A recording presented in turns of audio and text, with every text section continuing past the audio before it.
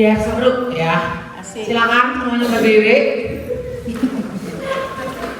Oke, semuanya berdiri ya. Oke.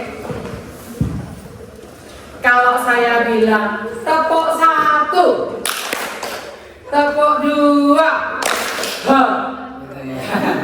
tepuk 3, hi. Nah, jadi kalau H Anda ke kanan ya. Tepuk 1, tepuk 2, tepuk 3, hi. Nah, ya. Kalau tepuk 4, hi. Bisa? Tepuk 4, hi. Saya. Tepuk 1, tepuk 1, tepuk 1, tepuk 2, tepuk 3, hi. Tepuk 4, hi. Tepuk 2, tepuk 4, hi. Tepuk 3, hi. Ya, silakan dulu. Oke. Kita ada di sesi 3. Sesi 1. Bagaimana menjadi seorang perempuan yang menarik? Gimana? Saya udah lupa lagi. Ya? Punya hidup yang seimbang. Sesi 2. Bagaimana menjadi perempuan yang menarik? Punya gaya hidup, sikap hati yang memuji dan menyembah Tuhan. Oke ya, saya tadi udah ajarkan Gemanada. Gemanada itu dipraktekin di gereja untuk melatih jemaat tuh suka menyembah Tuhan, memuji Tuhan, bermazmur. Tapi nanti sampai tengah-tengah jemaat harus bisa bermazmur sendiri, nggak selalu harus dipancing dengan itu. Lalu pemusiknya ya Mas, akordnya 1-4, 1-4, pokoknya 2 chord aja, jangan yang 1-6-2-5, jangan. 1-4, 1-4 minor, 1-4 lagi gitu nggak apa-apa, atau 2-5 boleh, pokoknya 2 chord aja. Oke, jadi pemusiknya udah tak kasih tahu ya, jangan sampai tadi pemusik kami nggak ngerti yang dimaksudkan harus gimana. Kau bertugas memberitahu yang lainnya. Oke. Nah, kita sampai di sesi 3.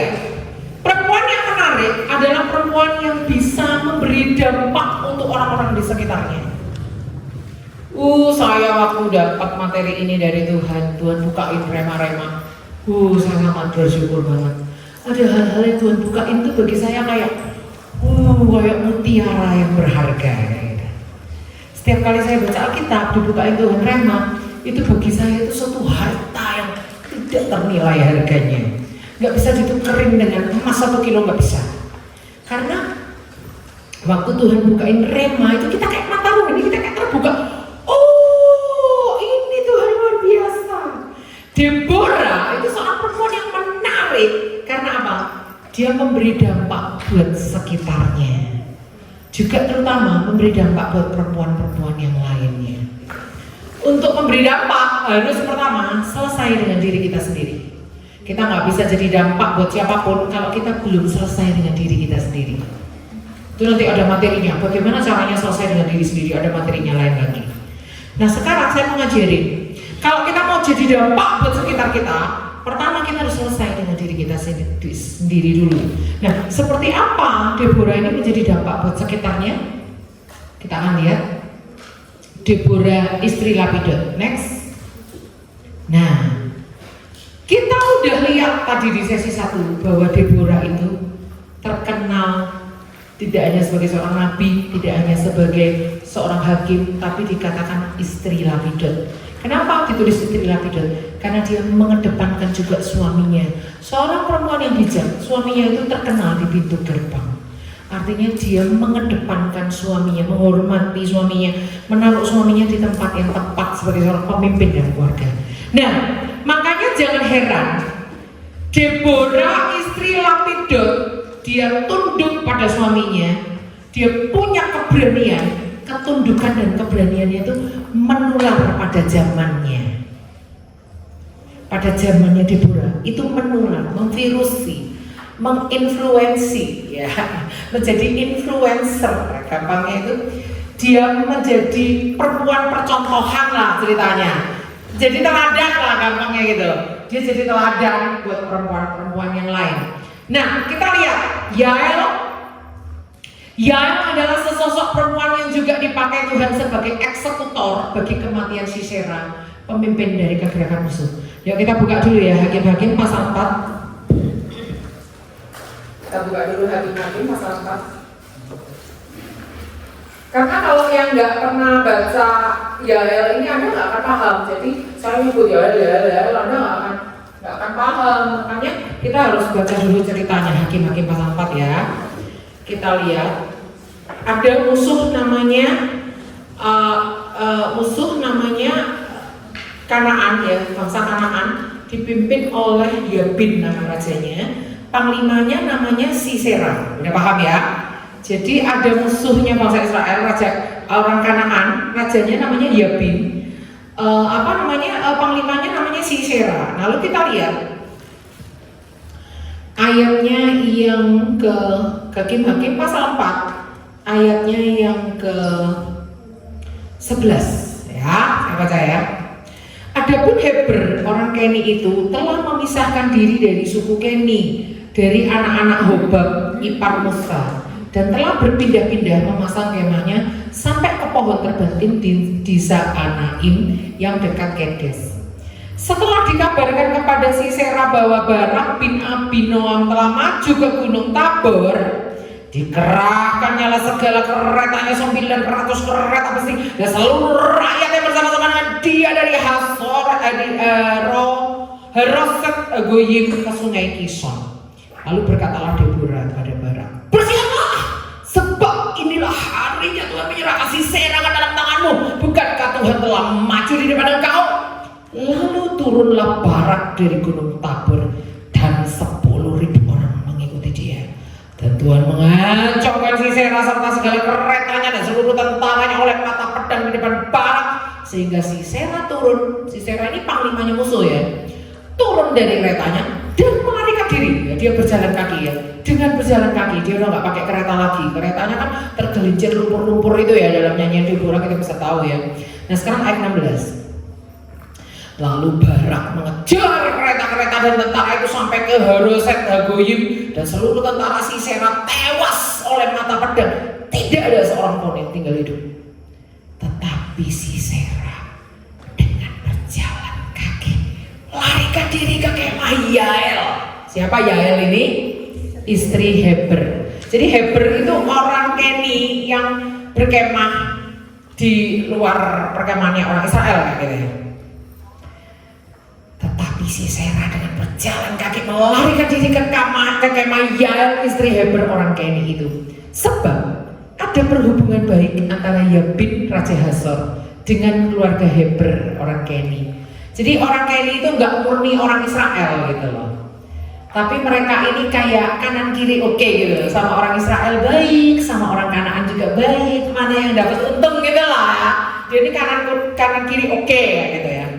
Berarti kan ayat 18, Yael itu pun keluar mendapatkan Sisera. Sisera itu panglimanya musuh dan berkata kepadanya, singgahlah tuanku, silakan masuk, jangan takut. Lalu singgahlah ia ke dalam kemah perempuan itu, dan perempuan itu menutupi dia dengan selimut. Diselimutin loh ya, bayangin. Kemudian berkatalah ia kepada perempuan itu, berilah kiranya aku minum air sedikit, aku haus. Lalu perempuan itu membuka kirbat susu. Perhatikan ini, ditidurkan dengan segelas susu ya. Lalu perempuan itu membuka kirbat susu, diberinyalah dia minum dan selimutinya pula. Udah dikasih minum susu diselimutin, yo jelas melepus ngorok ya. Lagi katanya kepada perempuan itu, berdirilah di depan pintu kemah, dan apabila ada orang datang dan bertanya kepadamu, ada orang di sini, maka jawablah, tidak ada. Tetapi Yael istri Heber mengambil patok kemah. Anda tahu patok ya? Patok itu yang biasanya dari bambu, ujungnya runcing, terus dikasih belokan dikit untuk mengkaitkan tali-tali yang untuk orang buat kemah itu benar-benar tajam ya, ujungnya kayak paku lah, mirip paku lah ya. Tetapi Yael istri Heber mengambil patok kemah, Diambilnyalah bola palu, mendekatinya diam-diam. Lalu dilantangnya potong itu masuk ke dalam pelipitnya sampai tembus ke tanah. Sebab ia telah tidur nyenyak karena lelahnya. Maka matilah orang itu. Makanya jangan manggil guru sekolah minggu, terlalu ekspresif, ya kan? Kita lihat ya. Tetapi ya, ayat 22. Pada waktu itu muncullah Barak dan mengejar Sisera. Dia nggak tahu kalau Sisera udah mati. Keluarlah Yael mendapatkan dia dan berkata, mari aku akan menunjukkan kepadamu orang yang kau cari itu. Dia nggak bilang, udah tak bunuh, udah mati. Dia nggak bilang kayak gitu. Mau cari dia tak tunjukin gitu ya. Lalu masuklah Barak ke dalam dan tampaklah Sisera mati tergeletak dengan patok dalam pelipisnya. Kira-kira kayak gitu. Yang telat lihat maaf ya, nggak saya ulangi. Demikianlah Allah pada hari itu menundukkan Yabin raja Kanaan di depan orang Israel, dan kekuasaan orang Israel kian keras menekan Yabin raja Kanaan sampai mereka melenyapkan Yabin raja Kanaan itu. Jadi siapakah Yael? Yael ini juga perempuan yang dipakai Tuhan luar biasa. Padahal semua orang tuh takut loh sama Sisera. Bayangkan, panglimanya musuh gagah berani, biasa pimpin pasukan musuh dengan ratusan kereta besi. Kira-kira ngeri nggak? Mungkin orang Israel sih udah takut ya kan. Ini yang berani sama dia cuma Barak ya kan. Barak ngejar, tapi mana tentara Israel kan? Mungkin takut ya, ketemu panglimanya musuh ngeri ya. Wah gitu ya. Kalau zaman sekarang ketemu Prabowo ya, kira-kira kayak gitu ya, takut gitu ya. Tapi yang namanya Yael ini gak ada takut-takutnya Bu Yael ini ya. Bisa-bisanya mari masuk, ada musuh di depannya tuh dia gak takut. Malah saya yang takut sama itu. Mari masuk, diselimuti, dikasih susu, biar apa? Biar ngantuk, tahu ya? Ya ini perempuan yang berperang dengan siasat tuh. Dia nggak pakai senjata panah, nggak pakai lembing, nggak pakai tombak, senjatanya dia segelas susu. Aku harus bukan dikasih air, minum air putih, malah dikasih susu. Ben, weo ngantuk ngerokok, monggo silakan. Diselimuti, set, biar tidurnya tambah enak. Nanti kalau ada yang nyari bilang aku nggak ada. Dia nggak jawab apa-apa, malah ngambil patok. Sementara ngorok, mati di tangan perempuan. Jadi nubuatannya Deborah tergenapi enggak? Tergenapi. Ada nggak ditulis di Alkitab? Barak ngambek karena malah musuhnya mati di tangan perempuan, dia marah. Ada nggak kata-kata gitu? Nggak ada. Barak nggak ngambek, dia tidak masalah karena seorang pahlawan iman, dia pasti akan kembalikan kemenangan perang itu, kemuliaannya untuk Tuhan. Jadi tidak masalah, mau di tangan perempuan, mau di tangan siapa aja, gak masalah. Itu peperangannya milik Tuhan, kehormatannya kan milik Tuhan. Jadi Barak itu sebagai seorang pahlawan iman, dia nggak marah, dia nggak iri, dia nggak cemburu sama Yael ini, enggak. Tapi Deborah kasih tahu dari awal, kamu nggak akan dapat kehormatan. Artinya gini loh, musuh yang kita takuti, geletek matinya di tangan sama perempuan. Satu orang perempuan bisa mengalahkan musuh yang selama puluhan tahun ini kita takuti, kayaknya gitu loh. Kayak Deborah mau kasih tahu kayak gitu. Yael, ini perempuan yang dipakai Tuhan menjadi eksekutor daripada seorang bernama Sisera, pemimpin barisan musuh. Nah, Yael ini sudah dinubuatkan oleh Deborah akan dipakai Tuhan menjadi eksekutor atas kematian atau kekalahan pentolan musuh mereka, yaitu Sisera. Walaupun pada saat Deborah menubuatkan bahwa Sisera akan mati di tangan seorang perempuan, itu Deborah memang nggak menyebut nama Yael, memang nggak disebut siapa perempuannya, nggak ada yang tahu. Waktu Deborah bernubuat, karena dia seorang nabi kan bernubuat, nggak ada yang tahu. Orang mikir tangan perempuan siapa ya nanti yang dipakai Tuhan, juga nggak tahu. Pokoknya tangan seorang perempuan. Ternyata Yael, bukan Deborah, matinya bukan di tangan Deborah, di tangan seorang bernama Yael, ini seorang perempuan, seorang istri. Nah kita lihat, nama Yael itu cuma muncul di Hakim-Hakim 4 dan Hakim-Hakim 5 di eranya Deborah. Nama Yael ini nggak muncul di pasal-pasal sebelumnya atau pasal-pasal sesudahnya. Artinya Yael ini orang yang hidup sejaman dengan Deborah. Contoh, siapa di sini yang kenal Ibu Susan Malino?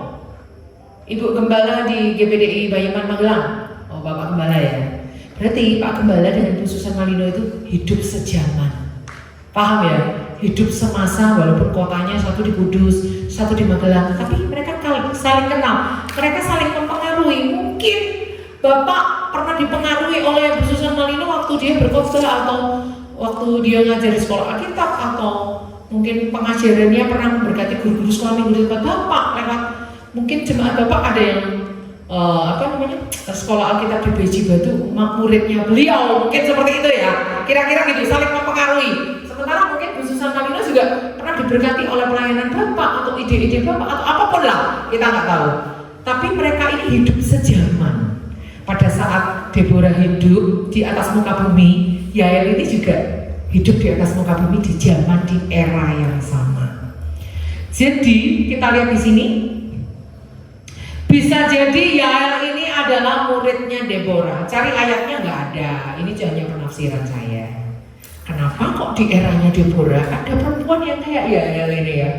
Berani ngadepin musuh, ngasih susu, nyelimutin, ngambil patok, taruh di pelipisnya, dipalui. Kalau saya bayangin ya, misalnya pas ngasih patok di sini ya, terus pakai palu kan, terus tiba-tiba orangnya bangun gitu. Ada bayangin nggak? Lagi diam-diam gini.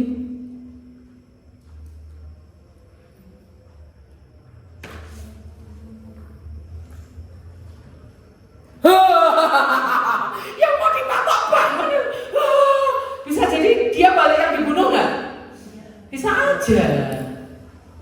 Butuh keberanian loh untuk matok pelipisnya musuh loh, ini nggak main-main loh, ini sadis loh, ini perbuatan sadis loh ini.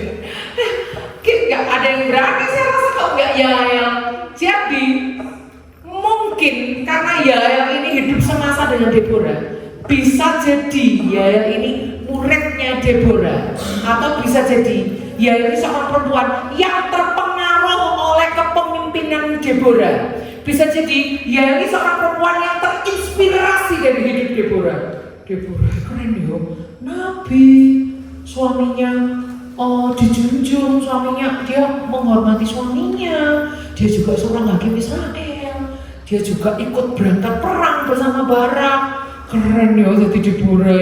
Oh deloken, nanti ada kesempatan aku bertemu dengan musuh, aku juga tidak akan kalah berani dengan Deborah. Aku juga perempuan pemberani seperti dia.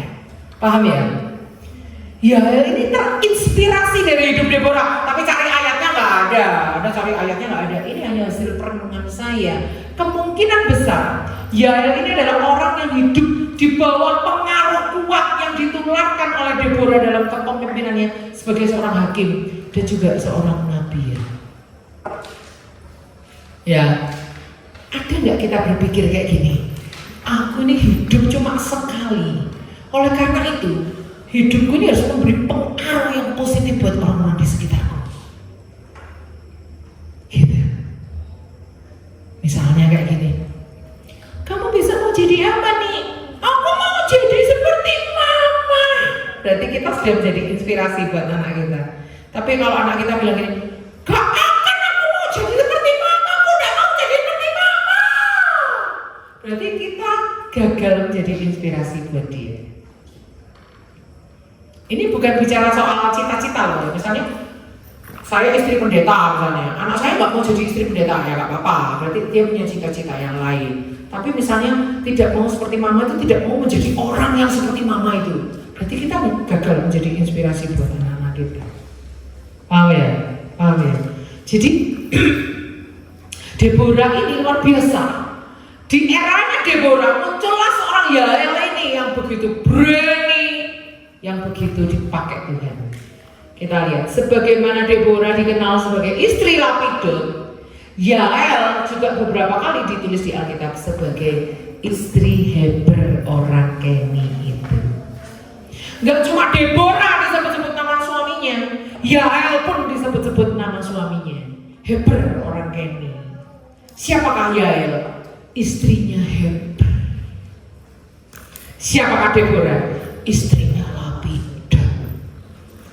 Siapa yang mengalahkan musuh? Apakah Heber suaminya? Bukan, dia. Tapi kenapa kok harus disebut-sebut istri Heber orang Keni? Karena Yael melihat hidup Deborah, istri Lapida.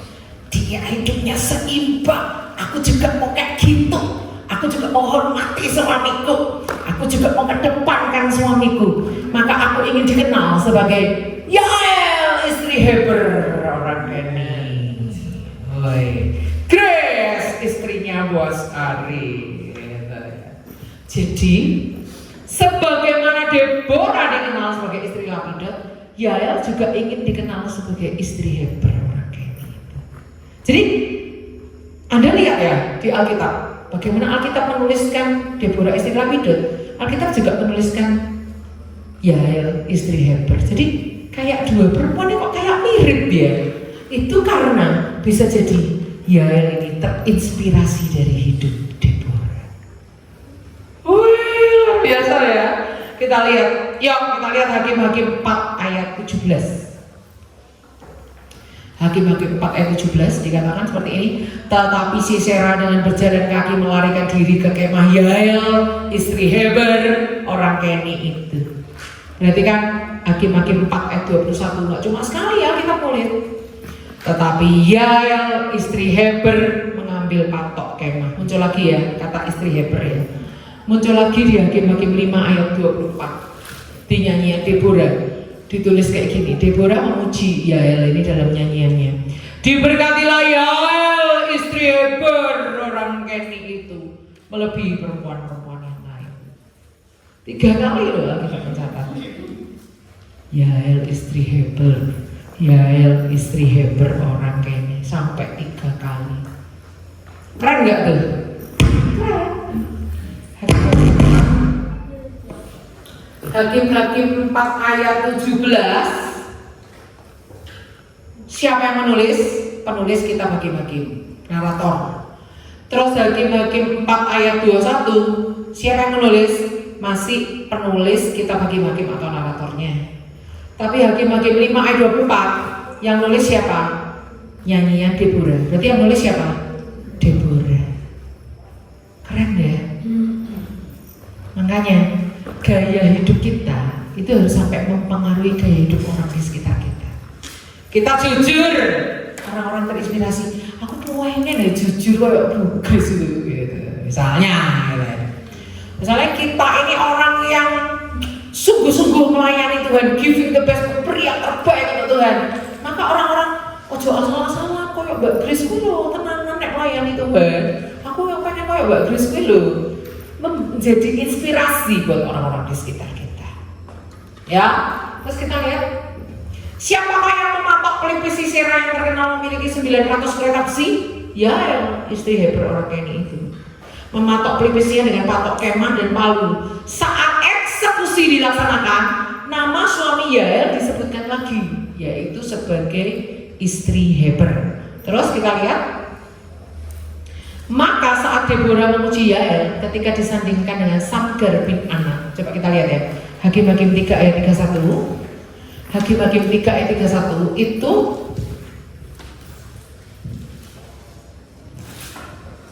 kita lihat ya, Hakim-Hakim 3 ayat 31.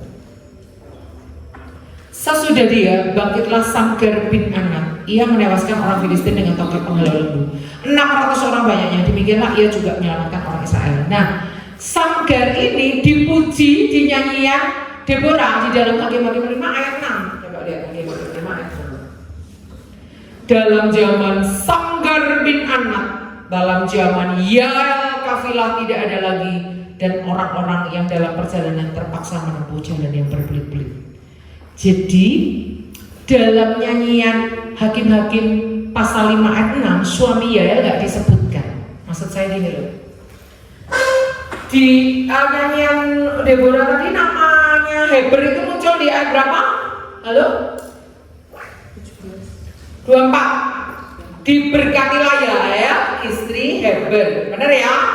Muncul nggak nama suaminya Yael? Di ayat 24. Muncul ya? Tapi ketika Deborah ini memuji hakim-hakim sebelumnya yang bernama Samgar di ayat 31. Kok 31 sih? Di ayat 6, di ayat 6. Dalam zaman Samgar bin Anak dan zaman Yael. Muncul nggak di ayat 6 ini istri Heber? Gak ada ya? Gak ada muncul di situ ya kata-kata istri Heber ya. Di dalam nyanyian Hakim-Hakim 5 ayat 6 nama suami Yael tidak disebutkan. Mungkin kenapa kok kadang-kadang muncul nama suaminya, kadang-kadang enggak sih Yael, ini aneh ya. Mungkin Deborah ingin mengedepankan bahwa Yael itu sebenarnya hanya perempuan biasa, rakyat biasa yang bisa dipakai Tuhan secara luar biasa, sampai-sampai ditakuti oleh orang-orang kafilah yang terpaksa memutar jalan demi menghindarinya. Sama takutnya dalam menghadapi Samgar bin Anak yang secara sederhana hanya menggunakan tongkat penghalau lembu. Saya jelaskan supaya jelas. Coba kita lihat Hakim-Hakim 5 ayat 6. Yang dipuji oleh nyanyi Deborah adalah hakim-hakim sebelum Deborah, itu namanya Samgar. Samgar bin Anak itu sebenarnya orang biasa, hanya peternak lembu. Tapi dia pakai alat yang menghalau lembu itu untuk mengalahkan musuh-musuh mereka. Coba kita balik lagi ya tadi ya, saya jelaskan ulang supaya lebih jelas ya. Hakim-hakim pasal 3 ayat 31. Sesudah dia bangkitlah Samgar bin Anak. Ia menewaskan orang Filistin. Pakai apa? Tongkat penghalau lembu. Berapa orang? 600 orang mati hanya pakai tongkat penghalau lembu. Pecutnya lembu dipakai untuk mencutin orang Filistin. Berapa orang yang tewas? 600. Berarti Samgar itu aslinya orang biasa enggak? Iya dong, cuma dia mungkin peternak lembu ya kan, atau penjaga lembu lah, pokoknya kayak gitulah. Dia bisa mengalahkan orang Filistin. Nah sekarang kita lihat Hakim-Hakim pasal 4. Hakim-Hakim pasal 5 ayat 6. Setelah Deborah ini memuji Samgar, dia memuji Yael. Padahal nama Yael waktu dipuji nggak disebut-sebut embel-embel nama suaminya. Artinya Yael itu ya perempuan biasa, tapi Tuhan bisa pakai dia. Sedahsyat Tuhan memakai Samgar yang juga adalah orang biasa. Paham ya? Makanya nama suaminya nggak dicantumkan di sini. Maksudnya Tuhan memakai secara dahsyatnya gimana sih? Dan orang-orang yang dalam perjalanan terpaksa menempuh jalan yang berbelit-belit. Saya waktu baca ini ketawa. Maksudnya gini, ada musuh mau lewat sini. Gara-gara Yael itu berkemah di situ, mereka takut. Mereka lebih baik ngacir, cari tempat yang muter lebih jauh. Takut dekat-dekat sama kemahnya Yael, takut dipatok, takut dikasih minum susu. Jadi ayat ini berbicara musuhnya, cowok-cowok yang wah, bapak-bapak, wah, tentara-tentara musuh yang keren-keren itu. Saking takutnya sama Yael sampai harus memutar jalan yang berbelit-belit daripada ketemu Yael. Nanti ngeri, siasatnya apa lagi nih setelah susu dan patok? Jangan-jangan dia punya siasat yang lain lagi ya, gitu. Paham ya? Luar biasa, luar biasa. Nah, kita lihat. Tetapi ketika Deborah memuji Yael di ayat berikutnya, Deborah menyebut atribut nama suami Yael sebagai embel-embel di belakang namanya menjadi Yael istri Heber orang Keni. Jadi ketika sudah menyangkut kemah, kisah matinya Sisera di tangan Yael yang terkait dengan secangkir susu, maka Deborah tidak lupa menyelipkan nama Heber, nama suami Yael, ke dalam pujiannya atas kepahlawanan Yael. Maksudnya gini, ketika menyangkut kemah, ya kita lihat ayat 24 ya, Hakim-Hakim 5 ayat 24. Diberkatilah Yael istri Heber orang Keni itu melebihi perempuan-perempuan lain. Diberkatilah ia melebihi perempuan-perempuan di dalam kemah. Jadi ketika Deborah mau mengkaitkan kehebatan pemakaian Tuhan atas hidup Yael, kalau itu sudah terkait dengan kemah, di situ disebutlah nama suami Yael, istri Heber orang Keni. Artinya apa? Next kita lihat. Karakter Deborah sebagai istri yang tunduk pada suami tercermin dalam diri Yael. 3 kali disebutkan sebagai istri Hebron. Dan kalau itu muncul kaitannya dengan kemah, muncul nama suaminya, Hebron. Artinya Yael ini gak bisa jadi pahlawan yang luar biasa, mematok telinganya musuhnya. Itu gak mungkin kalau dia itu tidak di bawah perlindungan suaminya. Makanya ibu-ibu kalau mau pergi pelayanan, mintalah doa berkat suami. Loh, suami kan bukan pendeta, Bu Grace, mau doa berkat. Lah iya, suami itu kan kepala keluarga, imam. Suami itu kan menurunkan berkat. Suami-suami kalau mau pergi meninggalkan rumah, berikan doa berkat pada istri dan anak-anakmu. Anak-anak mau berangkat sekolah, minta doa berkat sama papa, sama mama. Biasakan, itu terjadi di keluarga saya. Jadi kalau saya mau pergi pelayanan, Pak doain Pak, kita minta doa. Oh Tuhan, memberkati istriku, diberi Tuhan hikmat, diberi Tuhan pengurapan di dalam nama Yesus, mengajar dengan sukacita dalam nama Yesus, beri kesehatan, bla bla bla bla bla, amin. Berangkat, gitu. Anak saya kalau berangkat sekolah, diberkati masuk saya dalam nama Yesus, diberi Tuhan kepadanya, dijaga keluar masuknya, diberkati Tuhan, bla bla bla bla, amin. Kadang-kadang kasih doa berkatnya itu di lampu merah. Jadi kan dibonceng naik motor kan. Jadi lampu merah, suami saya tumpang tangan ke anak saya itu sambil doa berkat, karena daripada telat nanti. Kalau doa berkat kan lumayan 2 menit sendiri. Jadi mumpung lampu merah doa berkat. Kadang-kadang di doa berkat itu di halaman sekolah. Jadi guru-guru teman-teman itu semua lihat, padahal dia ketua OSIS waktu SMP itu. Sampai gurunya, kalau di SMP Patekosta Magelang itu kan, kalau pagi-pagi ada gurunya yang jaga untuk sama tagih ke anak-anak asyir gitu, nyalamin anak-anak yang datang gitu ya. Sampai guru-guru yang nyalami anak-anak yang datang itu ngeliat gitu. Suami saya selalu doa berkat ke putri saya. Dan mereka itu memperhatikan, keluarga Batuan ternyata kayak gitu ya, kasih doa berkat anaknya. Dan itu menginspirasi seluruh sekolah. Apalagi anak saya ketua OSIS dan waktu lulusan nilai terbaik nomor 3, puji Tuhan ya. Artinya dia walaupun ketua OSIS dengan sibuknya, pelajarannya itu akademisnya tetap bagus kayak gitu. Dan itu disaksikan oleh seluruh sekolah, menjadi berkat bagi seluruh sekolah. Nah saya kan jarang nganter anak saya sekolah, tapi kalau pas suami saya nggak ada ya saya nganterin, saya juga kasih doa berkat sama dia. Jadi kalau nggak ada suami, nggak ada apa-apa ya mama juga boleh. Jadi nggak mungkin ya itu bisa jadi berkat, bisa jadi seorang pahlawan kalau dia tidak ada di bawah tudung suaminya, Hebron ini, orang Keni ini. Makanya ketika menyangkut kemah, langsung Deborah nyebut-nyebut nama suaminya. Tetapi ketika menyebutkan Yael tanpa nama suaminya, berarti Deborah itu mengedepankan Yael ini sajanya orang biasa loh, tapi Tuhan bisa pakai dia. Keren nggak? Luar biasa nggak? Luar biasa. Kita lihat berikutnya. Keberanian Deborah untuk ikut maju berperang bersama Barak ke medan pertempuran di Kedes rupanya menular kepada Yael. Walaupun Yael seorang perempuan, dia nggak ikut berangkat perang, cuma diam di kemah, dia nggak berada di medan tempur, tapi dia tidak melewatkan kesempatan emas untuk mematok musuh yang dikirim Tuhan ke kemahnya sendiri. Jadi yang namanya pertempuran tidak harus kita berangkat ke tempat bertempur. Bisa jadi musuh yang Tuhan bawa ke tempat kita untuk kita kalahkan. Kalau kita mau mendoakan anak kita di luar kota, nggak harus kita ke sana. Bawa anak kita ke ruang doa kita.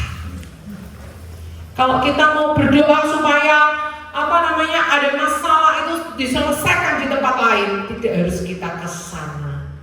Bawa kemah kita, masuk, bawa ke ruang doa kita. Seperti itu. Amin? Iya, seperti itu. Hidup kita sadar nggak sadar adalah peperangan rohani. Karena setiap kali kita bangun pagi, kita dihadapkan pada pilihan. Mau doa, mau cepat-cepat cuci piring dulu ya. Saya nggak harus kayak gini ya. Bangun tidur, harus doa dulu, baru cuci piring. Ada ibu-ibu yang selesaikan dulu, sementara anak-anak pergi sekolah, suami ke kantor, dia tenang karena semua kerjaan rumah udah selesai, dia tenang di kaki Tuhan. Boleh nggak kayak gitu? Boleh. Jadi orangnya jangan agamawi. Oh, mama tidak akan menyentuh cuci piring dulu ya nak. Mama harus berdoa dulu setengah jam. Ya aku salah pernah, sarapanku ya apa? ya nak, mama ini ritual. Ya nggak kayak gitu juga sih, nggak kayak gitu juga. Jadi kita ini harus membangun gaya hidup, di mana gaya hidup kita tuh bisa mempengaruhi perempuan di sekitar kita dulu. Deborah kan berani ya, ya nggak kalah berani. Deborah menghormati suaminya loh, ya juga menghormati suaminya. Lapidot, istri Lapidot, ya juga bertempur, walaupun dia nggak harus seperti Deborah di medan perang, musuh yang Tuhan bawa ke kemahnya, dikasih susu, diselimuti, dipatok. Jadi seperti itu. Mungkin Anda berpikir, aku nggak seperti Deborah loh Bu Grace, aku tuh ibu rumah tangga di rumah terus, nggak apa-apa. Berarti Anda itu bukan Deborah tapi Yael. Gak masalah. Dari rumah kita bisa jadi berkat buat orang banyak.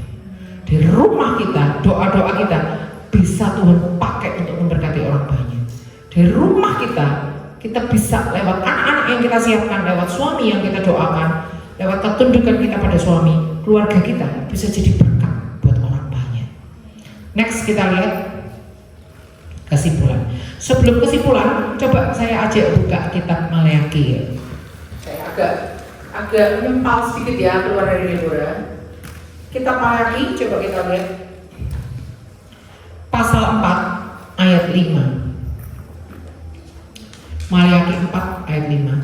Sesungguhnya aku akan mengutus Nabi Elia kepadamu menjelang datangnya hari Tuhan yang besar dan dahsyat itu. Maka ia akan membuat hati bapak-bapak berbalik kepada anak-anaknya dan hati anak-anak kepada bapak-bapaknya, supaya jangan aku datang memukul bumi hingga musnah. Saya mau kasih tahu, di beberapa terjemahan Alkitab lain tidak disebut bapak-bapak, tapi parent itu papa mama. Jadi hati papa mama berbalik ke anak-anaknya, hati anak-anak berbalik ke papa mamanya. Jadi ini bukan bicara soal gender, harus pria, enggak, bisa juga bapak dan ibu gitu ya. Cari terjemahan-terjemahan lain ya, jangan satu terjemahan aja ya. Coba sekarang kita bandingkan yang Maleakhi ditandai ya, pakai ballpoint atau pita Alkitab atau apa. Kita bandingkan dengan Lukas yuk. Kita bandingkan dengan Lukas. Bener ya Pak? Parent ya Pak ya? Bener ya, parent ya. Coba ada beberapa terjemahan, memang ada yang fathers, tapi ada yang parent. Nah, coba sekarang kita lihat Injil Lukas 1 ayat 16. Coba kita bandingkan antara Maleakhi dengan Lukas. Lukas 1 ayat 16. Ia akan membuat banyak orang Israel berbalik kepada Tuhan. Jadi step pertama, orang Israel harus berbalik kepada Tuhan dulu. Kepada Tuhan itu siapa? Allah mereka. Dan ia maksudnya Yohanes Pembaptis ini akan berjalan mendahului Tuhan dalam roh dan kuasa Elia untuk membuat hati bapak-bapak berbalik kepada anak-anaknya. Mirip nggak sama yang Maleakhi tadi? Mirip ya. Dan hati orang-orang durhaka kepada pikiran orang-orang benar. Sama nggak dengan yang di Maleakhi? Gak sama. Kalau yang di Maleakhi kan membuat hati bapak-bapak berbalik pada anak-anaknya dan hati anak kepada bapaknya, ya kan? Supaya jangan aku datang memukul bumi nggak musnah. Tapi kalau versinya Lukas beda lagi. Membuat hati bapak berbalik pada anak-anaknya dan hati orang-orang durhaka kepada pikiran orang benar. Dengan demikian, apa katanya? Menyiapkan suatu umat yang layak baginya. Sama nggak dengan yang di Maleakhi? Gak sama. Kalau yang di Maleakhi, supaya jangan aku datang memukul bumi hingga musnah. Tapi kalau versi Lukas, menyiapkan suatu umat yang layak dan baginya. Oke, jadi ayat ini tidak saling bertentangan, tapi saling melengkapi. Yang nubuatan atas Yohanes Pembaptis ini adalah penggenapan dari Maleakhi yang juga akan digenapi di akhir zaman ini. Saya jelaskan satu-satu ya. Oke. Pada hari-hari terakhir, kalau menurut versi Lukas ada urutan pertamanya. Urutan pertama, hati orang Israel berbalik kepada Tuhan. Berarti pertobatan orang dewasa ya, bener ya? Orang dewasa hatinya berbalik pada Tuhan dulu. Yang tadinya hidupnya mengejar uang, mengejar berhala-berhala, hidupnya nggak tertuju kepada Tuhan, berbalik kepada Tuhan, benar ya? setelah hati orang Israel berbalik kepada Tuhan, ada pemberesan hati orang-orang dewasa yang tadinya memberontak kepada Tuhan menjadi penyembah Allah yang benar, menyembah Allah dalam roh dan kebenaran. Hati yang udah beres ini akan berbalik pada anak-anaknya. Yang tadinya nggak peduli sama anak-anaknya, yang tadinya melukai hati anak-anaknya, yang tadinya nggak memperdulikan pertumbuhan iman anaknya dan sebagainya, dari yang hatinya dibuat Tuhan berbalik, bertobat mengenal Tuhan, orang tua yang seperti ini akan berbalik pada anak-anaknya. Benar ya? Nah, kalau versi Maliaki, kalau orang tua berbalik pada anak-anaknya akan berbalik kepada orang tuanya yang tadinya berontak, narkoba, seks bebas, adiksi, ngerokok, wow, seks bebas, wow, apa pornografi, porno aksi, bla bla bla bla bla, hidup nggak ikut takut akan Tuhan, berbalik pada orang tuanya. Artinya orang tuanya, jangan nak, dia mau nurut. Tadinya dia berontak, sekarang mau nurut apa kata orang tuanya. Ini versinya Maleaki. Tapi kalau versinya Lukas, setelah orang Israel berbalik pada Tuhan, lalu orang Israel, bapak-bapak orang tua berbalik ke anak-anaknya, anak-anaknya ini akan diubah dari pikiran orang durhaka menjadi pikiran orang benar. Durhaka itu artinya apa? Gak taat orang tua. Kalau orang gak taat orang tua disebut durhaka, benar gak? Durhaka, orang tua nyuruh jangan narkoba, nak gak, kalau tetap narkoba, jangan free sex, oh gak masalah, gak masalah, apa kuno. Membelakangi orang tuanya. Dari pikiran orang durhaka berbalik menjadi pikiran orang benar. Pikiran orang benar. Nah, padahal kalau berbalik ke hati orang tua dari durhaka menjadi anak yang benar, ada upahnya nggak kalau dalam Alkitab? Ada. Orang yang mentaati menghormati orang tua itu upahnya 4. Tapi saya nggak siapkan ayat-ayatnya ya. Ini karena mendadak Tuhan ingatkan saya mau sampaikan ini. Upahnya 4. 1, umur panjang. 2, di tanah yang diberikan Tuhan padamu, punya properti. 3, baik keadaanmu. 4, berbahagia. Nah, kalau orang durhaka berbalik pada pikiran orang benar, taat pada orang tuanya, berbalik hatinya ke orang tuanya, akan mendapatkan 4 upah ini. Itu per keluarga. Lah kalau semua keluarga ngalami kayak gitu, apa enggak makmur tuh negerinya? Apa enggak dahsyat tuh? Setiap anak loh, umur panjang, berbahagia, dapat properti di tanah yang Tuhan berikan, hidupnya baik-baik keadaanmu. Setiap generasi Indonesia kayak gitu keadaannya, apa enggak makmur negara kita ini nanti? Bayangkan itu, bisa bayangkan nggak? Nah, kalau versinya Maleaki, supaya jangan aku memukul busuk bumi hingga musnah. Kenapa bumi itu dipukul? Terlalu banyak orang yang durhaka, paham nggak? Gak taat sama orang tuanya. Karena terlalu banyak orang durhaka, bumi ini akan dipukul Tuhan hingga musnah. Tapi kalau menurut versi Lukas, supaya menyiapkan suatu umat yang layak baginya. Umat yang layak baginya itu umat bukan yang durhaka, tapi kembali kepada pikiran orang benar. Ketika kembali kepada pikiran orang benar, maka generasi yang seperti ini, generasi yang layak menyambut kedatangan Tuhan. Paham? Paham nggak sampai sini? Bingung ya? Bingung nggak? Saya ulangi, kita akan mergerkan, kawinkan yang Maleaki sama Lukas menjadi seperti ini. Kita kawinkan lagi dengan Ulangan pasal 6. Ulangan pasal 6. Orang tua, yaitu orang Israel, kalau kita ini taat sama Tuhan, dengar-dengaran, menjadi pelaku firman, dapat upah itu sama persis dengan mentaati orang tua. Upahnya sama persis. Coba Anda baca di Ulangan pasal 6. Orang tua yang taat sama Tuhan, upahnya ya sama. Umur panjang di tanah yang Tuhan berikan, keadaannya baik, peperangan menang, mendapat kebahagiaan, keadaannya baik. Nah, kalau anak mentaati orang tua, upahnya ya sama 4 itu tadi. Kenapa kok bisa gitu? Saya bingung loh waktu baca Alkitab. Ternyata Tuhan kasih gambaran kayak gini. Anggap aja ini ada sebuah gunung ya. Kita ada lomba mendaki gunung. Wah, siapa aja yang boleh ikut?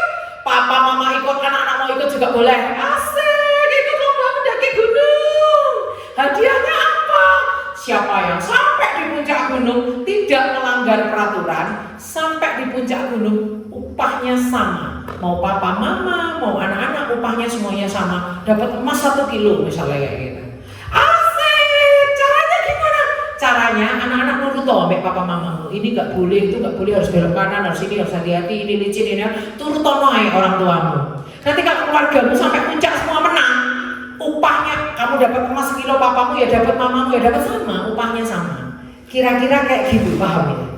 Akhirnya keluarga-keluarganya ikut lomba itu akan ngajari anak, kamu jangan lewat sini, nggak boleh, ini dilarang, kita nggak boleh lewat sini, kita lewat sini.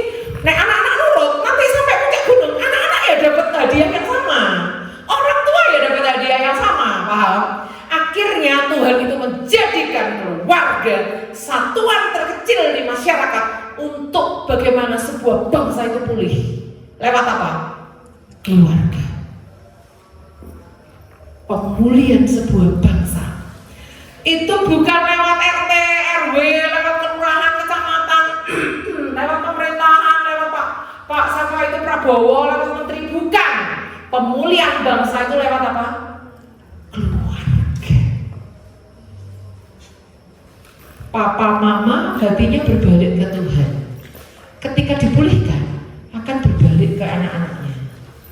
Berbalik yang tadinya mencuekin anak-anaknya. Anak-anaknya yang tadinya berontak gara-gara papa mama sudah bertobat duluan, memulai restorasi. Restorasi tidak bisa dari anak-anak. Jangan harapkan anak-anak berubah kalau orang tua nggak mau berubah duluan. Orang tua berubah dulu, hati berbalik pada Tuhan dulu, mengasihi anak-anak, lalu anak-anak akan berbalik ke orang tuanya. Dari yang pikiran durhaka kepada pikiran benar.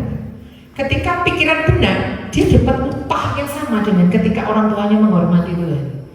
Upah ini kalau setiap keluarga, anaknya ibu dapat upah itu, anaknya ibu, cucunya ibu, semua dapat upah yang sama, bangsa kita akan dihindarkan dari kemusnahan karena terlalu banyak orang durhaka.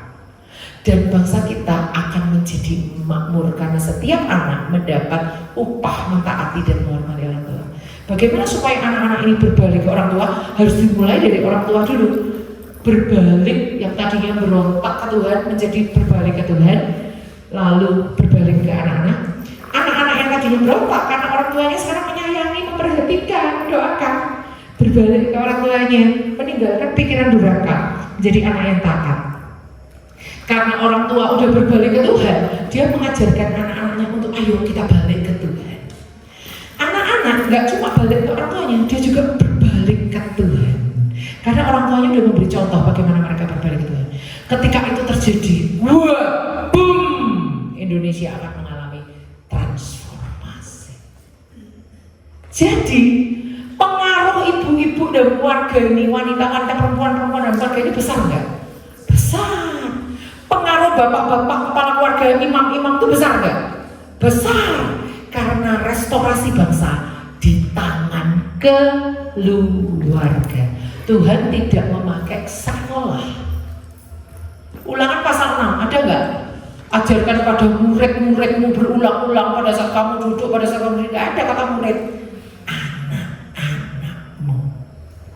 Artinya sekolah paling pertama itu di mana? Di rumah.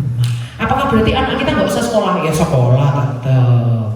Kita kan ada ahli matematika, ada ahli fisika. Anak kita nanti tidak punya pengetahuan ya repot juga ya kan.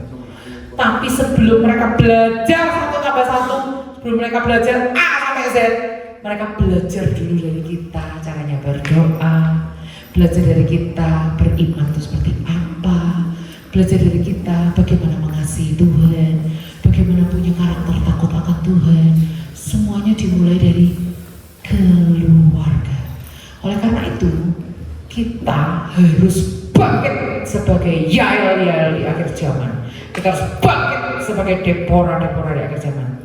Deborah bangkit, baru ada orang yang namanya Yael, mirip banget sama dia, mengedepankan suaminya, punya keberanian yang luar biasa, gak ikut berangkat perang, bisa musuh, pentolannya musuh, mati di kemahnya dia, perang dengan siasat di kemahnya sendiri, tanpa harus pergi jauh-jauh, hanya dengan segelas susu. Bayangkan. Jadi kita jangan berpikir mau Tuhan, aku baru bisa mengadakan restorasi atas Indonesia kalau aku jadi presiden wanita kedua setelah Megawati. Tuhan, gak usah. pakai di antara kita jadi presiden. Gak harus dengan cara itu. Tuhan, aku belum bisa mengubah kota. Kalau aku jadi wali kota perempuan di kota Kudus, Tuhan, gak usah muluk-muluk. Warga kita tuh lo beresin, anak-anak cucu mantu kita tuh lo beresin. Benar-benar mereka harus jadi keluarga yang takut akan Tuhan. Benar-benar mereka harus jadi generasi yang mengasihi Tuhan. Itu nanti keluarga akan terjadi suatu kegerakan yang dahsyat.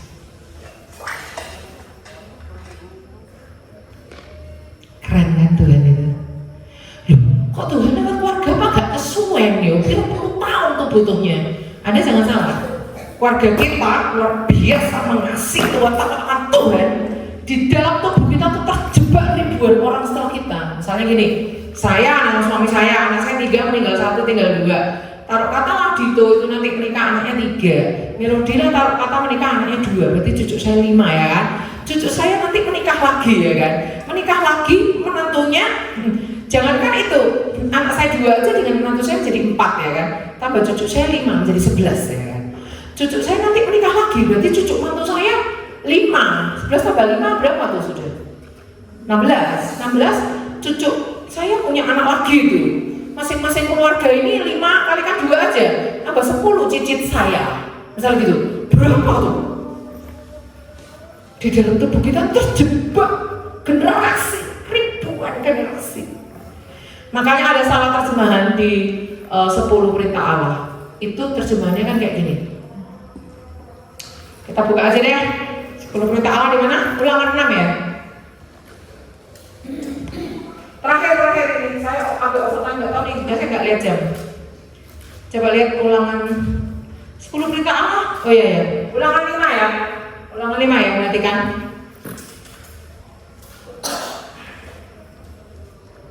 Ayat 9, jangan sujud menyembah kepadanya atau beribadah kepadanya. Sebab aku Tuhan Allahmu adalah Allah yang cemburu, yang membalaskan kesalahan bapa pada anak-anaknya dan kepada keturunan yang ketiga dan keempat dari orang-orang yang membenci aku. Tetapi aku menunjukkan kasih setia kepada beribu-ribu orang. Itu salah terjemahan, mestinya kepada beribu-ribu generasi. Ancestor. Maksudnya bedanya apa? Kalau misalnya aku punya anak 3, itu kalau beribu-ribu orang, kalian dianggap 3. Tapi kalau beribu-ribu generasi, kalian baru dianggap 1 generasi. Mau 3, mau 10, itu baru dianggap 1 generasi. Paham? Cucu saya, itu generasi kedua, walaupun cucu saya 20, itu cuma dianggap 2. Berarti lebih banyak mana? Beribu-ribu orang atau beribu-ribu generasi? Ya beribu-ribu generasi dong, lebih banyak, nggak dihitung mau sepupumu berapa, itu dianggap 1 generasi toh. Jadi lebih kuat berkat atau kutuk? Kalau kutuk sama sampai generasi ketiga dan keempat. Tapi kalau berkat sampai beribu-ribu generasi. Berarti berapa?